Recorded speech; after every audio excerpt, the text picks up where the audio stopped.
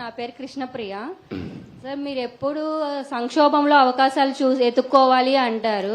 మొన్న శ్వేతపత్రం రిలీజ్ చేశారు కదా సార్, దాంట్లో ఎప్పుడు పోలవరం కంప్లీట్ అయ్యిద్ది అంటే మీరు చెప్పలేదు కదా సార్. నా తల్లి చాలా తెలివి ఎక్కువ అయిపోయింది అందరికి.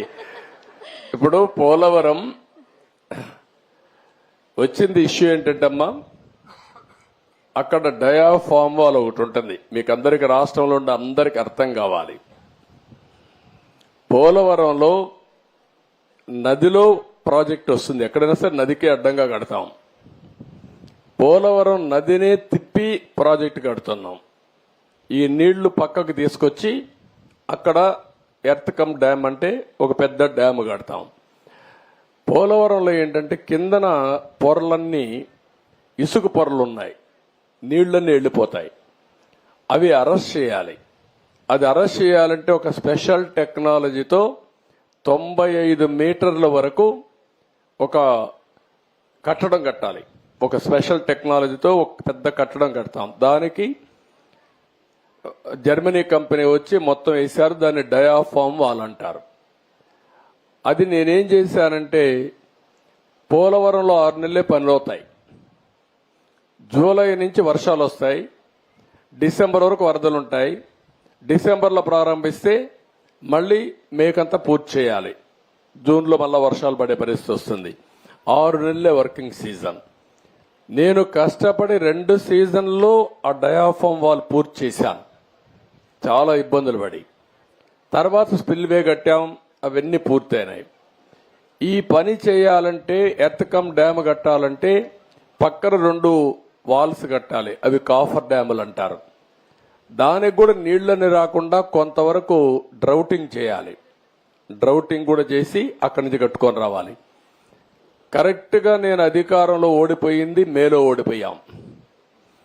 మే జూన్ వరకు గాని పనిచేసి ఉంటే డయాఫామ్ వాల్స్ అని పూర్తి చేసేసి ఉంటే నీళ్లు అక్కడికి వచ్చేటి కాదు. ఒక చిన్న గ్యాప్ ఉంటే కాంట్రాక్టర్ మార్చారు, ఆఫీసర్లు మార్చారు. వర్షాలు వచ్చాయి, 2 ఏళ్లు పట్టించుకోవాలి.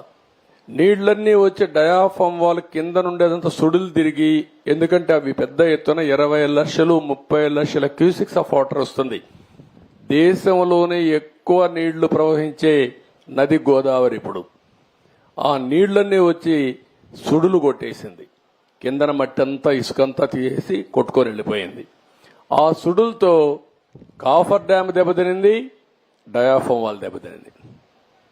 ఇప్పుడు నువ్వు అన్నట్టు సిడబ్ల్యూసి మన దేశంలో సెంట్రల్ వాటర్ కమిషన్ అనేది అతిపెద్ద టెక్నికల్ అడ్వైజరీ కమిటీ. వాళ్ళు చెప్పింది ఫైనల్.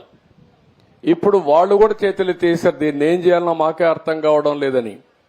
అక్కడ డయాఫామ్ వాల్ కట్టింది నేను 446 కోట్లతో డయాఫామ్ వాల్ 2 సీజన్లు పూర్తి చేశాను.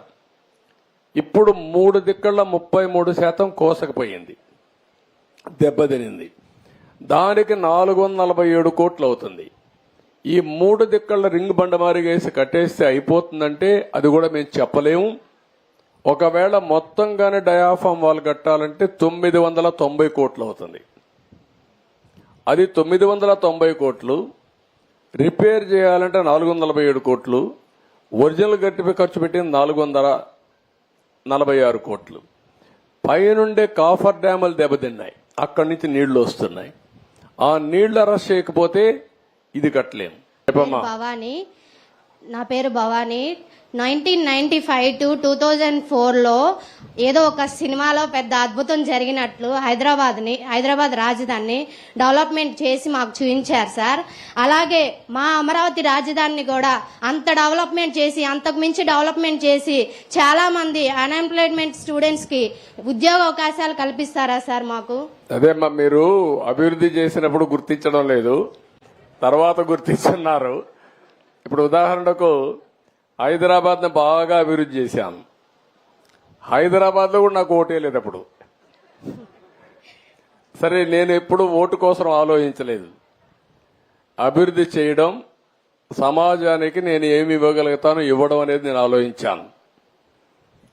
అదే సమయంలో మొన్న నన్ను జైల్లో పెడితే హైదరాబాద్ లో 1 లక్ష మంది ప్రభుత్వం అడ్డపండా లెక్క పెట్టుకోకుండా రోడ్డు మీదకి వచ్చి నాకు సంఘీభావం తెలియజేశారు, కృతజ్ఞత తెలియజేశారు.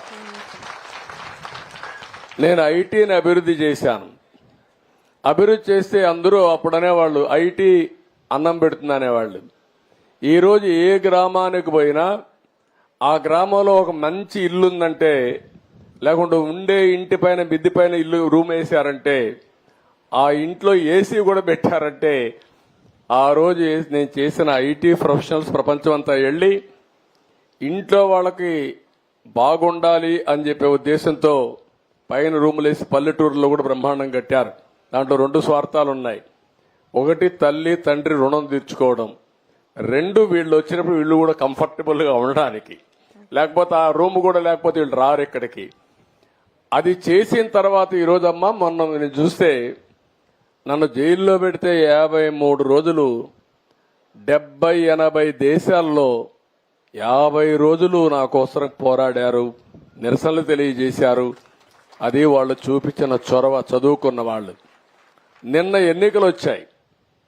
ఎక్కడ అమెరికా, ఎక్కడ ఆస్ట్రేలియా, ఎక్కడ ఆఫ్రికా, ఎక్కడ విదేశాలు 5-6 లక్షల రూపాయలు ఖర్చు పెట్టుకొని వచ్చి ఒక ఓటేసి వెళ్లారు. నమస్కారం సార్, లోకేష్ అన్నకు నమస్కారం. లోకేష్ అన్న 2019లో లోకేష్ అన్న ఓడిపోయినప్పటికీ మేము అది ఛాలెంజ్ గా తీసుకొని అత్యధిక మెజార్టీ అందించాలని గట్టి ప్రతిజ్ఞ చేసి మెజార్టీతో గెలిపించుకున్నాం సార్. మీరు కష్టపడ్డారా, ప్రజలు ఓట్లు వేశారమ్మా? ప్రజలు ఓట్లు వేశారు, మేము కష్టపడ్డాం సార్. రెండున్నా? సరే, ఓకే అమ్మా. అలాగే మరి మంగళగిరి ఈ కాన్స్టిట్యూన్సీ గెలుపులో కార్యకర్తల యొక్క కృషి ఎంత పర్సంటేజ్ ఉంది, నాయకుడు కృషి ఎంత పర్సంటేజ్ ఉంది, మీ ప్రజల అభిమానం ఎంతవరకు ఉంది? ప్రజాదరణ ఉంది సార్, మా కష్టం కూడా ఉంది. ఎందుకంటే గత వైసీపీ ప్రభుత్వం మమ్మల్ని చాలా ఇబ్బందులు పెట్టింది. దానికి అదరకుండా బెదరకుండా చంద్రబాబు నాయుడు గారు నేను అనే మాట కోసం, లోకేష్ నేను అనే మాట కోసం మేము పనిచేసాం సార్. Okay, good. అలాగే మరి మంగళగిరి కాన్స్టిట్యున్సీని కూడా ఎక్కువ అభివృద్ధి చేస్తారని ఆశిస్తున్నాం సార్. ఓకే అమ్మా, థ్యాంక్ యూ అమ్మా. చేద్దాం. ఓకే,